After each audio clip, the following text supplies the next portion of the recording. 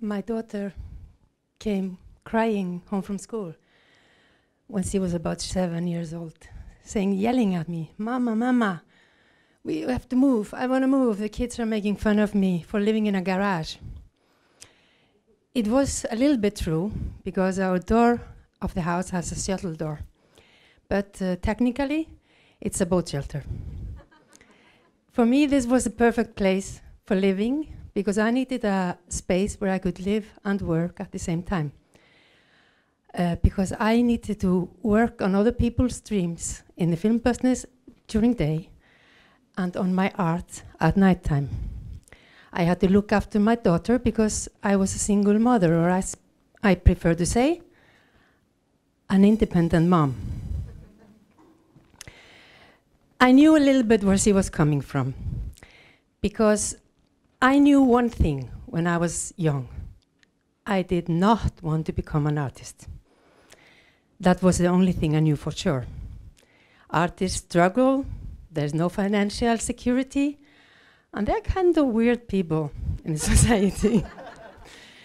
And I knew this because my parents are artists. I had no idea what I wanted to become. I just knew that it was not an artist. So I escaped.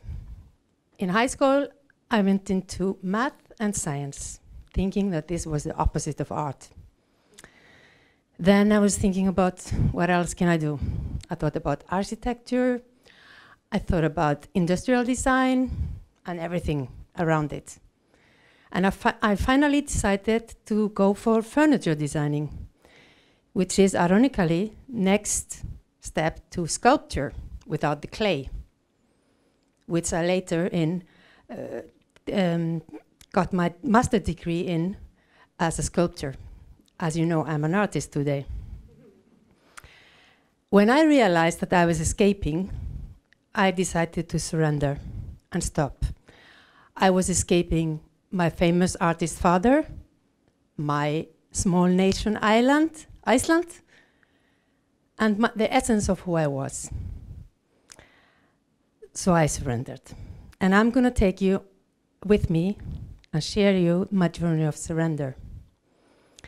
A great friend of mine and sage person, Guðni Guðnason, who created Glow Motion and Rope Yoga, he opened up so beautifully for me 2 words: let go and trust. Let go in Icelandic, sleppa, sounds so descriptive, sleppa, like in Japanese, hanasu. These 2 words are magical, I promise you. And if you can adopt these 2 words, your heart will open and you're able to surrender. And then you can flow. Not go with the flow, go with your flow. It's not the same thing, giving up and surrendering. I've had to surrender many times on the way. I have found myself in different impossible situations to make the impossible happen. I've been around the world where I had to make art in impossible condition. Once it was in Oshima Island. I was invited to the art festival, Oshima Island 2014. I was very happy to come back to Japan. As an artist, you get to choose your spot. I chose this beautiful old house. It was about 200 years old, under the roof. The site was under the roof. And I thought, what can I do here? So this is such a beautiful place. And I decided to make this meditation space. What I didn't know when I chose this spot is that this house was built in a highly respected Japanese way with no nails. What did that mean? That meant that I could not use any nails or any staples or not even a needle, nothing. And my meditation space was basically hanging paper scrolls from the ceiling, 3.5 meters high. I was like, wow, this I cannot do, it's impossible. I can never manage this, I thought. So I meditated on it, but I didn't give up yet. And I had a very good space where I was working in the school nearby on these paper scrolls, which are a special technique which I have developed. It's layers of paper, of washi mostly, painted, and then waxed. So they get 3-dimension and translucent. So they had to hang in space. There was no choice.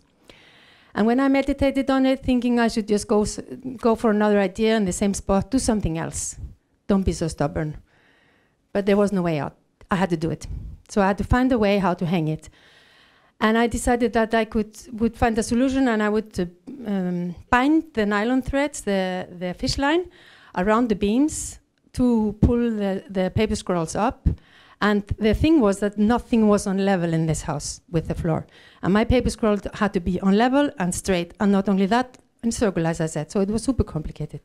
And it was so hot. It was over 40 degrees. Of course, not possible to open any window.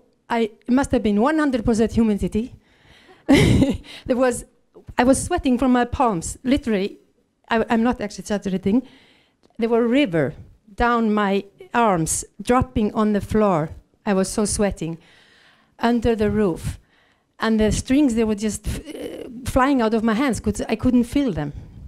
But I finished this with the help of my daughter Azra, who was 19 by then, and has learned to appreciate that I have been taking her out of school regularly to residencies across the world.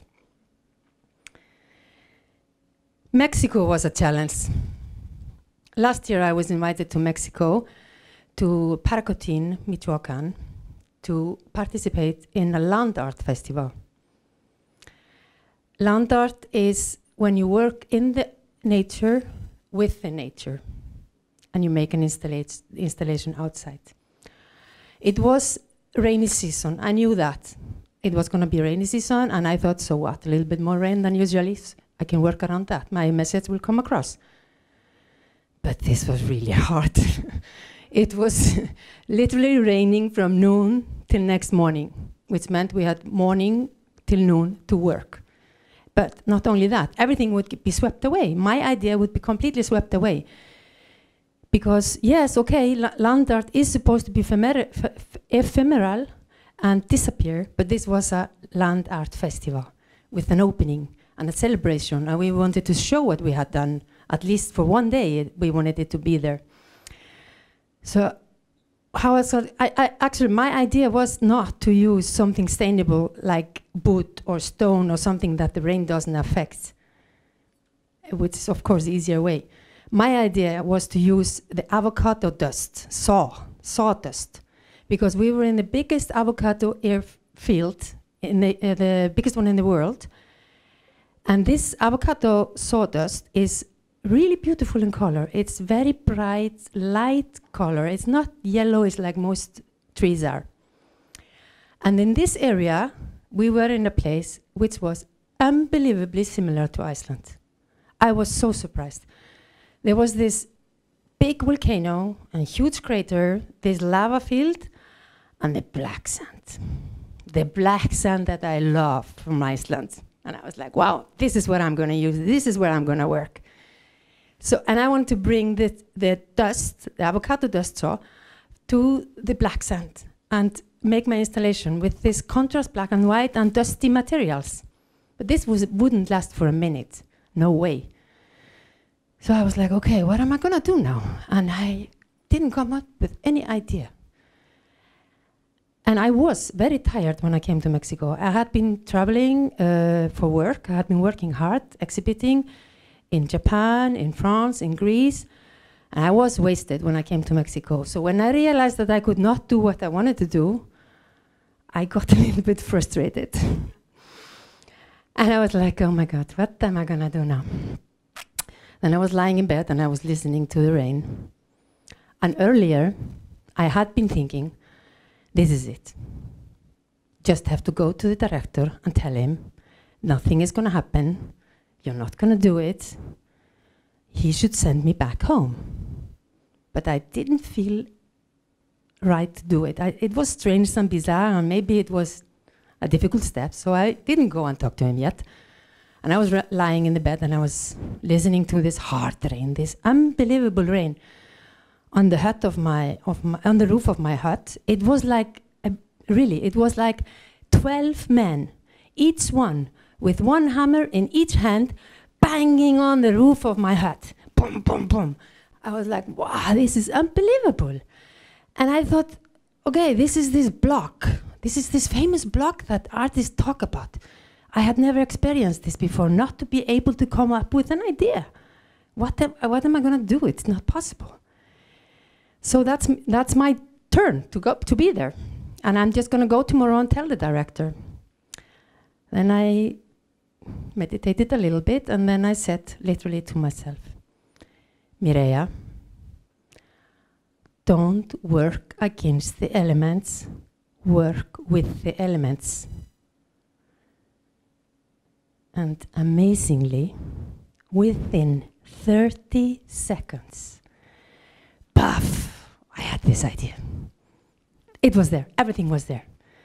My concept was there, my element was there, everything was there. I went out next day, found the ceramic people, found the pots they were making, bought about 300 pots. Of course, I couldn't buy everything at once because they didn't have so many. I had to go to many people, they were flabbergasted, like, who is this crazy lady? What is she doing? I took them, I broke off the handles, I broke off the ears, I painted them with silver. Next day, later, of course, I had them driven down for me, delivered to the sand field, which I had prepared, dug them into the earth, poured water into them, and that was it, we had it. When it was raining, we had ripples. When the sun was shining, which was very strong sun when it was shining, we had the reflection of the water and the silver. Everything was there. Circle of life, infinity, water. And Mireia was really happy. But I had surrendered. I really surrendered. I almost gave up, that's the truth. But I didn't, because I didn't dare to go to the director and say I was done. I'm from Iceland, like Iceland.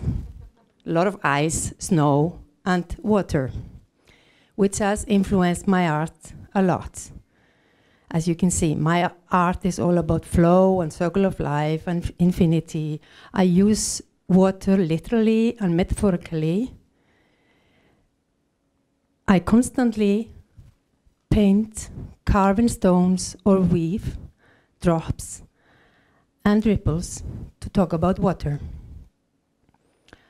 Water is the most important element on Earth. Water is also the strongest element on Earth. As we know from the saying, the drop holds the stone, not by force, but by continuously dripping. There is no life and there is no death without water. There is no beginning and there is no end without water. Water is everything. There is nothing without water. At young age, I already realized how precious water was. That water is kind of the new oil. The United Nations, they have estimated that in 2050, over 2 billion people will be without access to clean water in 48 countries. Companies monetize water. It is the basic human right of everyone to have access to water. There is nothing without water. Water has no boundaries. Water circles in the universe. Water is the beginning and the end of everything. Water is everything. Talking about precious things. My precious daughter Asra came running home from school again, yelling again, "Mama, mama, mama. The kids in school, they say we have the coolest house. Can we make a party here?" Things change, I guess. Maybe our children, they don't get satisfaction from the parent satisfaction. They can be proud of us, they can be happy with us. But they don't get the same satisfaction until the feeling ripples down to them. You see, Asra now, I was a student, a great poet, dreaming of becoming a novelist. She might struggle between taking the big step of becoming an artist as a real writer or going for a secure job. She will have to surrender. My only dream for her is that she stays my best friend forever. I will have to surrender, trust and let go, knowing that she will find her right flow, her own flow. Arigato.